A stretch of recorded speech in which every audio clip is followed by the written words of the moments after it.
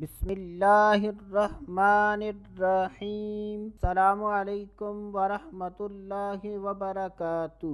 آج کی اس ویڈیو میں بات کریں گے خواب میں شہتوت کھانا کیسا یا توت دیکھنے کی تعبیر۔ حضرت سیدنا ابن سیرین رحمۃ اللہ تعالی علیہ نے ارشاد فرمایا کہ اگر کوئی شخص خواب میں میٹھے شہتوت کھاتا ہے اور وہ موسم بھی شہتوت کا ہے تو یہ اس بات کی دلیل ہے کہ ایسا آدمی جو بھی کام کرے گا اس میں برکت حاصل ہوگی۔ اور اگر کوئی شخص خواب میں دیکھے کہ وہ بے موسم شہتوت کھاتا ہے تو یہ اس بات کی دلیل ہے کہ ایسا آدمی غم و مصیبت میں مبتلا ہوگا۔ حضرت سیدنا امام جعفر صادق رحمت اللہ تعالی علیہ نے ارشاد فرمایا کہ خواب میں توت دیکھنے کی 3 تعبیریں ہیں: مال ملنا،